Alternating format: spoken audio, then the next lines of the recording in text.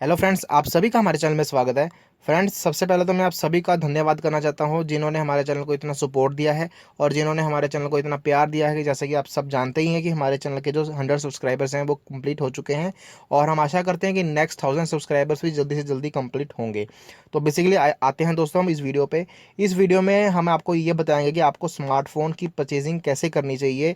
ये वीडियो को आप एंड तक देखिएगा। मैं गारंटेड हूँ कि आपको कोई और वीडियो देखने की ज़रूरत नहीं है। आपको स्मार्टफोन परचेज करने की सब कुछ समझ लग जाएगी। जैसे कि आप एडवर्टाइजमेंट को देख के या फिर आप स्पेसिफिकेशंस नहीं देखते हैं इतनी, या आप रेंज को देख के परचेजिंग करते हैं, या आप समझ सकते हैं कि जैसे कि आप कोई और ब्रांड का फ़ोन आपको उस लेवल में मिल जाता है, जैसा कि आप सोचते हैं कि दूसरे ब्रांड में वो हायर कॉस्ट पे जाएगा। तो बेसिकली आप खरीद तो लेते हैं, बट उसके बाद आपको 1-2 महीने में सेल आउट करना पड़ता है, क्योंकि आपको परफॉर्मेंस, उसकी विजुअल्स या फिर उसकी बैटरी लाइफ, ऐसा कुछ इश्यूज रहते हैं जिसके आप सेटिस्फेक्शन नहीं होते हैं और आप उसको सेल आउट करने की कोशिश करते हैं। तो बेसिकली इस वीडियो में हम आपको डिटेल से समझाएंगे कि आपको स्मार्टफोन कैसे परचेज करने चाहिए। तो आइए दोस्तों स्टार्ट करते हैं। हम इसमें कैटेगरीज में डिस्कस करेंगे बेसिकली, और कैटेगरीज को डिटेल्स में आगे जाके जानेंगे। तो बेसिकली आप देखेंगे, अगर आप देखना चाहते हैं कि आपको फ़ोन कैसा लेना चाहिए, एक किसी की नीड होती है कि आप बेटर विजुअल्स हों, उस फ़ोन में बेटर विजुअल्स हों, तो आप उसको बेटर विजुअल्स वाला फ़ोन भी आप ले सकते हैं। और अगर आप उसमें चाहते हैं कि बेटर परफॉर्मेंस हमें मिले, तो आप बेटर परफॉर्मेंस वाले फ़ोन को ज़्यादा देखेंगे। वो हम डिटेल में डिस्कस करेंगे अभी आगे जाके कि हमको बेटर परफॉर्मेंस में क्या क्या देखना है। और हाँ, अगर आप उसमें क्विक टास्क को लेके आपको इसकी नीड है, तो क्विक टास्क वाला फ़ोन कोई ऐसा फ़ोन होगा, जो कि बहुत सारे फ़ोन्स हैं बेसिकली मार्केट में अवेलेबल होंगे आपको। तो क्विक टास्क वाला फ़ोन आपको चाहिए, तो क्विक टास्क फ़ोन में क्या स्पेसिफिकेशन होनी चाहिए, वो भी आपको उसको लेके आपको देख परचेजिंग करनी है। या फिर आपको लॉन्ग लास्ट यूसेज चाहिए, आपके फ़ोन में काफ़ी देर तक आपको फ़ोन यूज़ करते हैं या आप ट्रैवल ज़्यादा करते हैं, तो उस के रिगार्डिंग आपको कौन सा फ़ोन लेना चाहिए। और हार्डकोर गेमिंग के आप शौकीन हैं, जैसे कि हाई एंड गेम है आप पसंद करते हैं मोबाइल पे प्ले खेलना, तो आपको कौन सा फ़ोन लेना चाहिए। और अगर आप ट्रैवल और पोर्टेबिलिटी दोनों आप जैसे सोचते हैं कि आप ट्रैवलिंग आपकी ज़्यादा रहती है और आपको कन्वीनियंस भी रहे, वो कौन सा फ़ोन आपका पास होगा, तो उसके बारे में हम देखेंगे आगे जाके। सेंसर्स आपके फ़ोन में कौन कौन से होने चाहिए और कौन कौन सी फ़ोन में जो आपको नीड होती है बेसिकली, और आपको किस रेंज तक मिलेंगे, ये सब कुछ हम डिस्कस करेंगे अभी आगे जाके। और उसका बॉडी टाइप कैसा रहना चाहिए, या वो आगे जाके डिस्कस करेंगे इसके बारे में अभी हम, बॉडी टाइप के बारे में भी। और कैमरे के बारे में मैंने लास्ट में ज़रूर डिस्कस कर रहा हूँ, पर इसका मेन रोल भी होता है। बट अगर मोस्टली मैंने इसका के लास्ट में इसका के रखा कि मोस्टली पीपल यही कैमरे को देख के ही आज की डेट में फ़ोन खरीदते हैं, या उसमें रैम को देख के खरीदते हैं, या उसकी इंटरनल मेमोरी को देख के फ़ोन खरीदा जाता है। तो बिल्कुल रॉन्ग मेथड है दोस्तों ये मेथड, से 3 मेथड हैं जिसके आप जिसको लेके आप परचेजिंग करते हैं, तो ये बिल्कुल रॉन्ग मेथड है, कैमरे को लेके या उसके उसके आपकी मेमोरी को लेकर या उसकी रैम को लेकर। तो बेसिकली हमने इसकी कैटेगरी डिस्कस कर ली, तो इसको आइए हम इसको डिटेल्स में डिस्कस करते हैं आगे जाके। बेटर विजुअल्स की बात करें, तो बेटर विजुअल्स में सबसे पहले तो आप उसमें जो स्पेसिफिकेशन होनी चाहिए वो आपको मिल उसमें होनी चाहिए, फुल एचडी की डिस्प्ले होनी चाहिए। फुल एचडी डिस्प्ले के साथ साथ दोस्तों, जैसे कि आप समझते हैं कि 1080p पे होना चाहिए उसका उसका डिस्प्ले का रेजोल्यूशन और स्क्रीन का रेजोल्यूशन। और उसमें एस एमोलेड की डिस्प्ले होनी चाहिए। एस एमोलेड का मतलब है super active matrix organic light emitting diode. और इसका मतलब उसमें पीपीआई पिक्सल डेंसिटी भी हायर होनी चाहिए। ये आपको 370 से अबव या 400 से अबव हो, तो आपको स्क्रीन में मज़ा आ जाएगा, आपके विजुअल्स में मज़ा आ जाएगा देखने का। जो भी आप वीडियो देखेंगे, आपको उसमें यूज़ करेंगे, कुछ भी आप इसमें चलाएंगे, आपको मज़ा आने वाला है उसके फ़ोन में, क्योंकि आपको विजुअल्स बहुत अच्छे मिलेंगे। डेंसिटी पीपीआई का मतलब होता है बेसिकली दोस्तों पिक्सल पर इंच। अगर जितने ही ये जब ज़्यादा होंगे, तो उसमें क्लैरिटी आपकी स्क्रीन की बढ़ेगी, और जितनी डेंसिटी ज़्यादा होगी ऑब्वियसली आपकी स्क्रीन की आपको इसमें क्लैरिटी बढ़ेगी। और जो स्क्रीन टू बॉडी रेशो है, ये भी विजुअल्स में आता है। Basically screen to body ratio का मतलब है आपका जो फ़ोन का स्ट्रक्चर है, उसकी स्क्रीन उसके हिसाब से कितनी है। ये 73 प्लस या 75 प्लस हो तो बेटर है। आपको उसमें बेसिकली आपको कैरी करने में तो 5.5 इंच जैसा ही फ़ोन होगा, और उसमें 5.7 इंच जैसे का डिस्प्ले अगर उसमें आ जाता है, तो फ़ोन का साइज़ बेसिकली नहीं बढ़ने वाला, क्योंकि वो उसकी एक्सपेक्ट रेशो जो फ़ोन के साथ है वो बढ़ जाती है। तो ये बेसिकली आप बेटर विजुअल्स चाहते हैं, तो आपको ये 4 चीज़ें नॉलेज में रखनी है, तो इसको आप देख के आप परचेज कर सकते हैं। अगर आप बेटर विजुअल्स के आपको नीड है, आपको शौक रखते हैं, तो आप इसको देख के अपनी परचेजिंग कर सकते हैं फ़ोन की। नेक्स्ट है दोस्तों बेटर परफॉर्मेंस। बेटर परफॉर्मेंस अगर आप फ़ोन में चाहते हैं, तो बेसिकली आप अंडरस्टूड है, आपको एक फास्ट प्रोसेसर तो चाहिए ही चाहिए। पर वो हो कौन सा, मैं बस बता दूं एक बात, उसमें जो चिपसेट होगी वो क्वालकॉम स्नैपड्रैगन की होनी चाहिए या फिर होनी चाहिए एक्सिनोस। एक्सिनोस तो बेसिकली आपको सैमसंग में ही मिलने वाली है, और स्नैपड्रैगन प्रोसेसर आपको मोस्टली सभी फ़ोन्स में मिल ही जाएगा कहीं ना कहीं।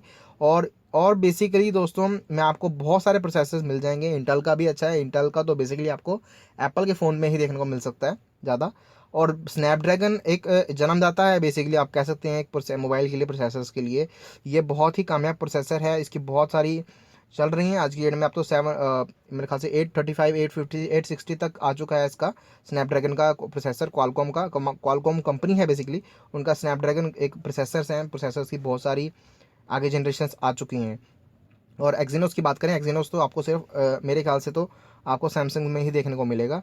और ये बहुत अच्छा प्रोसेसर है सैमसंग का। अगर आप ब्रांड लेने का कोई अपने ट्राई कर रहे हैं तो आप सैमसंग पे बिल्कुल जाइए और बेझिझक होकर आप फ़ोन खरीद सकते हैं। इसकी चिपसेट अगर एक्जीनोस 7880 से ऑक्टा कोर प्रोसेसर है तो, और बेसिकली आप इसमें देखेंगे ऑक्टा कोर प्रोसेसर होना चाहिए अगर आप बेटर परफॉर्मेंस चाहते हैं। आप ये ना देखें कि आपका क्वालकॉम का स्नैपड्रैगन का 626 प्रोसेसर लगा हुआ है और उसमें आपको आउटपुट जो मिले वो बहुत ही फास्ट हो किसी अच्छे फ़ोन के मुकाबले। और अगर जब तक उसमें कोर्स नहीं होंगी, कोर्स ज़्यादा, ऑक्टा कोर मतलब 8 कोर होता है बेसिकली, अगर आप 8 कोर वाला फ़ोन लेंगे और आप क्वाड कोर से इसको कंपैरिजन करेंगे तो ऑब्वियसली ऑक्टा कोर ने तो बाजी मार ही लेनी है। तो इसमें होता कुछ नहीं है, होता होता तो बेसिकली एक ही प्रोसेसर है, पर उसमें एक कह लो उसको, जो उसका यूज़र इंटरफेस है उसको वो 8 तरीके से देखता है अपने ऑपरेटिंग सिस्टम को। दो आपको कोई भी टास्क वो 8 जगह में डिवाइड कर देता है, तो बेसिकली आप उसको इजीली आपका टास्क जल्दी से कंप्लीट हो जाएगा। तो ये था बेसिकली कोर्स के बारे में। और ऑक्टा कोर का जो प्रोसेसर है वो ही आप, मैं कहूँगा कि आप वो देखें। बेसिकली आपको मिल ही जाएगा। आप तो 12-13 हज़ार से जितना भी फ़ोन होंगे सभी में ऑक्टा कोर होगा ही होगा, मेरे ख्याल से तो सभी में होगा, सैमसंग में भी होगा। और इसमें हम बात कर रहे थे प्रोसेसर्स की। प्रोसेसर आप बेटर परफॉर्मेंस तभी मिलेगी जब आपको फास्ट प्रोसेसर उसमें होगा। चिपसेट आपको क्वालकॉम की स्नैपड्रैगन की देखें या फिर सैमसंग को लेके जाएंगे तो एक्सिनोस, उसमें स्नैपड्रैगन भी आ जाता है किसी किसी मॉडल में, और ये दोनों नहीं है। मैं दोस्तों आपको एक बहुत ज़रूरी बात बताना चाहता हूँ, प्रोसेसर के मामले में आप स्पेसिफिकेशंस ज़रूर देखें। एक प्रोसेसर है मीडिया टेक करके, और वो आप बिल्कुल भी परचेज़ मत करिए। मैं ये नहीं कहता कि उसमें ख़राबी आती है, बट उसमें बहुत सारे इश्यूज़ रहते हैं जो स्नैपड्रैगन और इसमें आपको एक्जीनोस में नहीं मिलेंगे।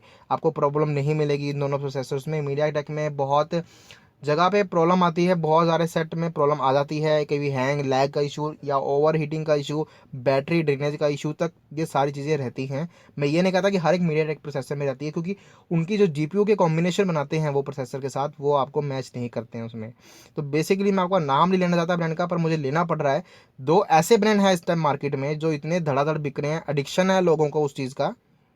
वो दोनों ही चाचे भतीजे ही हैं कंपनी एक तरह से बेसिकली जैसे कि आप, क्या बताऊं उनके बारे में आपको मैं, बहुत सारी आप देख सकते हैं। आप कोई भी आप चैनल खोल लीजिए उसमें वही चल रहा है जी, सेल्फी को लेकर, सेल्फी है, ये है, फलाना ढिमकाना। तो ये बेसिकली बहुत चल रहा है। तो ये दोनों ब्रांड है जिन्होंने तो पूरा मार्केट में गंद मचा रखा। सही बताऊं, इनमें जो प्रोसेसर को आप देख लीजिए यार, मीडिया टेक का प्रोसेसर लगा हुआ है उसमें, लोग कैमरा को देख खरीद रहे हैं उसको, बताओ फ़ोन। उनको, लोगों को नॉलेज ही नहीं है कि ये एडवर्टाइजमेंट बहुत आ रही है तो हम खरीद लें फ़ोन। चलो मैं जो इसकी ज़्यादा बात नहीं करता, बट आपको मैं बताना चाहता हूँ कि आप इसमें दोनों प्रोसेसर देखेंगे तो आपको ज़्यादा फ़ायदा होगा, आपको बेटर परफॉर्मेंस का पूरा आनंद मिल सकता है। आपको अपना मनपसंद आप चीज़ जल्दी से जल्दी कंप्लीट कर सकते हैं और आपको कोई प्रॉब्लम भी नहीं आने वाली। तो नेक्स्ट चीज़ दोस्तों देखते हैं कि क्विक टास्क में तो एक ही चीज़ रहने वाली है, जो कि रैम। आपकी जो रिकमेंडेड रैम मैं कहूँगा कि आपको 3 GB की मिनिमम उसमें रैम लगी हो। और आजकल DDR4 की रैम्स चल रही हैं, ये बेसिकली स्पेसिफाई नहीं होता है। ये बहुत कम लोगों को पता होता है कि इसको देखना कैसे है, इसकी कोडिंग होती है, उसको देख के आप बता सकते हैं कि ये DDR4 रैम है या नहीं। तो बेसिकली ये जनरेशन ही कह सकते हैं आपको उसको। और 3 GB की रैम होगी तो आपको क्विक टास्क जल्दी होगा। आपको कोई भी कॉपी डाटा करना है या आपको हर एक चीज़ में ऑब्वियसली आपको जल्दी से जल्दी टास्क कंप्लीट करने की आपको फ्रीडम देता है। तो बेसिकली 2 GB रैम में भी चल जाएगा, पर मैं ये आपको कह रहा हूँ अगर क्विक टास्क की बात कर रहे हैं तो 3 GB रिकमेंडेड है आज की डेट में। तो बेसिकली क्विक टास्क में हमने देख लिया। और लॉन्ग लास्ट यूसेज की बात करें तो बेसिकली उसमें बैटरी का ही एक एक रोल है, उसमें सबसे बड़ा रोल बैटरी का ही है। तो उसमें जो मैं ये कहूँगा कि आपको रिमूवेबल लायन 3000 mAh की बैटरी हो, मिनिमम है, ये रिकमेंडेड है। इससे कम में तो आप मत ही उम्मीद करें कि आपको लॉन्ग लास्ट यूसेज मिलेगी। आप जितना मर्जी उसको कर ले, क्योंकि प्रोसेसर ने रन होना है, जीपीयू ने रन होना है, स्क्रीन की डिस्प्ले ने भी रन होना है। अगर आपको फुल एचडी स्क्रीन है तो बैटरी ऑब्वियसली ज़्यादा खाने वाली है। और उसमें डैश चार्जिंग जैसा एक उसमें ऑप्शन होना चाहिए जो कि आपको 60% चार्जिंग जो 30 मिनट्स में कर दे। डैश चार्जिंग उसमें बेसिकली होना चाहिए। मैं ये नहीं कहता कि आप उसमें वायरलेस चार्जिंग हो। वायरलेस चार्जिंग एक तरह से बेसिकली एक एक्सटर्नल चीज़ आ जाती है, वो लास्ट लॉन्ग यूसेज बैटरी में इंक्लूडेड नहीं होती है, वो एक ऑप्शनल चीज़ है। आपको कन्वीनियंस के लिए ऑप्शनल चीज़ है कि वायरलेस चार्जिंग होना। डैश चार्जिंग होना, जल्दी से चार्ज होगा, उसको जल्दी से आप यूज़ कर सकते हैं, तो ये चीज़ उसमें रहती है।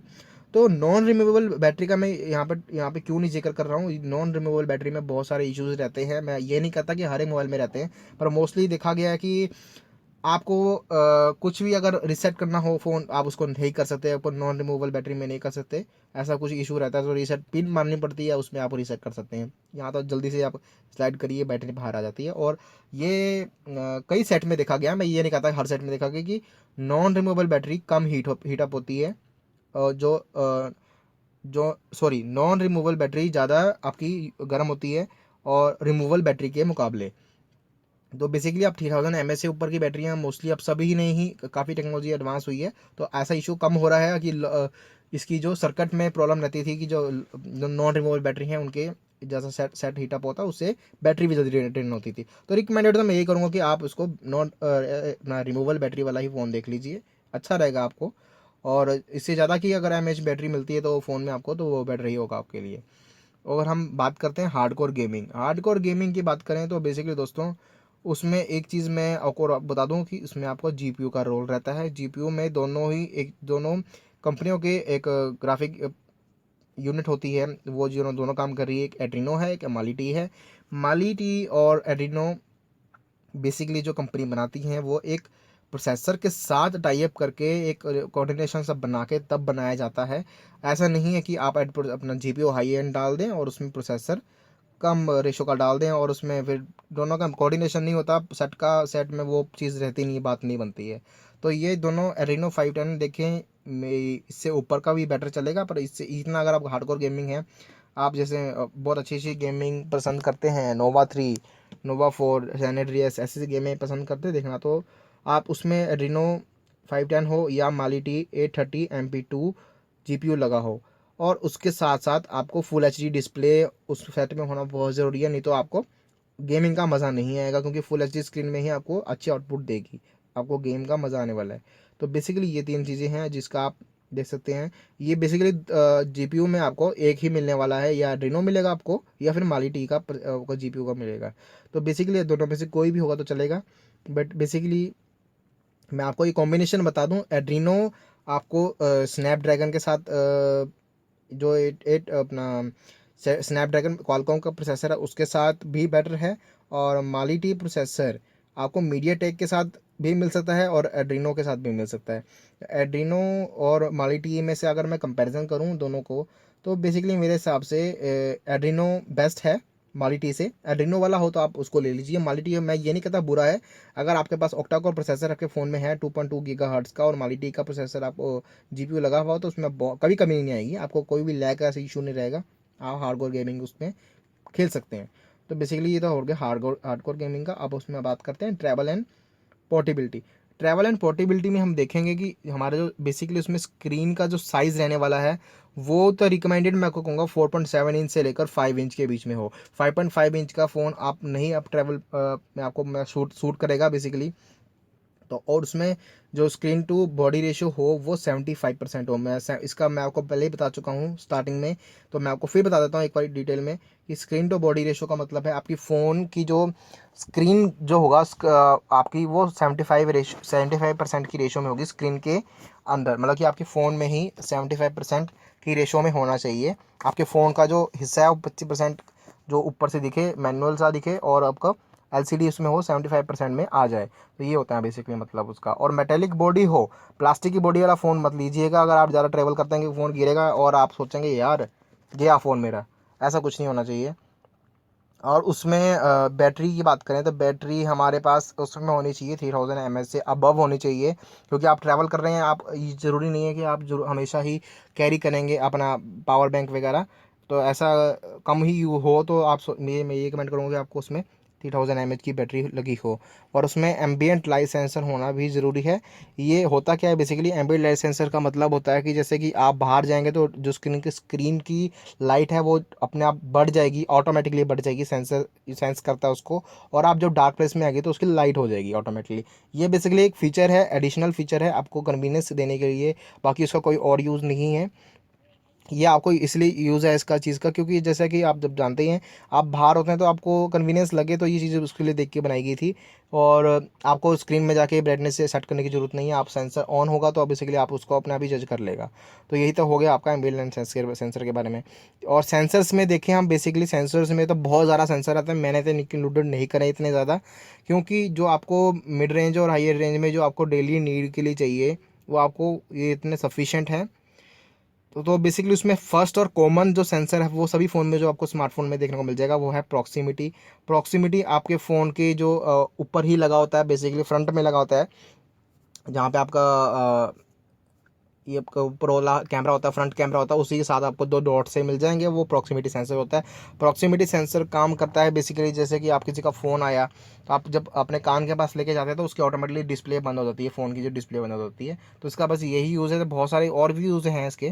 तो बेसिकली एसेलेरोमीटर आप गेमिंग में यूज़ करते हैं, लेफ्ट राइट जब चल गेमिंग प्ले करना होता है तो इसमें आपको यूज़ करता है। बेसिकली ये एक एसेलेरोमीटर भी बेसिक सेंसर है, आपको सभी स्मार्टफोन में मिल जाएगा। फिंगरप्रिंट सेंसर बेसिकली कईयों के पीछे रेयर माउंटेड होता है, या फिर नीचे होम बटन पे ही माउंट होने लग गया है। तो ये आपको एक सिक्योरिटी फीचर देता है। आप उसमें पासवर्ड वगैरह रख सकते हैं, या फिर कुछ भी और भी इसमें सारे आप ऐप इंस्टॉल करके, बहुत सारी ऐप्स हैं उसमें आप अपना पासवर्ड वगैरह सब कुछ रख सकते हैं। अब सिक्योरिटी के लिए बेसिकली फिंगरप्रिंट सेंसर दिया जाता है। और कंपास, उसमें एक बेसिकली आप एक ऐप से प्ले स्टोर में जाके ऐप डाउनलोड मार लीजिए, और कंपास आप इसको यूज़ कर सकते हैं। उसके बाद अगर आपके फ़ोन में हार्डवेयर होगा तभी आप सॉफ्टवेयर यूज़ होगा, नहीं तो नहीं होने वाला। SpO2 सेंसर, बेसिकली एक SpO2 सेंसर की बात करें, SpO2 सेंसर बेसिकली आपको एक बॉडी का जो ऑक्सीजन होता है उसको देख के सेंस करता है। आपको रियर माउंटेड मिल जाएगा, सैमसंग के सिम हाई एंड फ़ोन में आपको देखने को मिलेगा, मिड रेंज में आपको नहीं मिलेगा देखने को ये सेंसर। तो आपको जो BPM आपका BP होगा वो सब बता देगा आपको। और ये जनरली 19-21 का फ़र्क रहता है, अगर आप बाहर से कहीं BP चेक कराते हैं तो आपको 19-21 का फ़र्क रहेगा। बट डे टू डे ये बहुत ही अपडेट हो रहा है, अपग्रेड हो रहे हैं ये बहुत चीज़ें, आपको एक्यूरेसी देता है SpO2 सेंसर। बॉडी में से ऑक्सीजन को रेशो को कैलकुलेट करके आपको डिस्प्ले देता है एक सॉफ्टवेयर की यूज़र इंटरफेस के साथ। एम्बिएंट लाइट सेंसर के बारे में तो आपको बता ही चुका हूँ पहले मैं। एम्बिएंट लाइट सेंसर आपको स्क्रीन के ब्राइटनेस को कम ज़्यादा करने में हेल्प करता है। तो बेसिकली हमसे सेंसर्स के बारे में देखा, अब बॉडी टाइप के बारे में देखते हैं। बॉडी टाइप के बारे में दोस्तों, आपको उसमें मेटेलिक बॉडी अगर आप पसंद करते हैं तो थोड़ा हायर कॉस्ट होगी सेट की ऑब्वियसली। अगर उसमें आप प्लास्टिक बॉडी को देखते जाते हैं तो प्लास्टिक बॉडी में फिनिशिंग भी आपको कई सेट में मिल जाएगी देखने को, पर वो टच एंड फील आपको नहीं मिलेगा, हैवी ड्यूटी सेट नहीं होगा जो मेटेलिक बॉडी में होगा। और अगर प्लास्टिक बॉडी वाला सेट है तो उसमें कॉर्नरिंग गोरिल्ला ग्लास 4 लगा होना जरूरी है, जो कि स्क्रीन को प्रोटेक्शन दे। तो बेसिकली ये होना बहुत ज़रूरी है। अगर बॉडी टाइप को लेकर दोनों चीज़ें देखते हैं, प्लास्टिक और मेटेलिक बॉडी में ही सेट्स आते हैं, तो बेसिकली आप दोनों में से मैं रिकमेंडेड जो होगा वो तो मेटेलिक बॉडी ही होगा ऑब्वियसली। जो कन्वीनियंस और आपके पोर्टेबल अब ड्यूरेबल है जो मेटेलिक बॉडी वाले सेट्स ही होते हैं।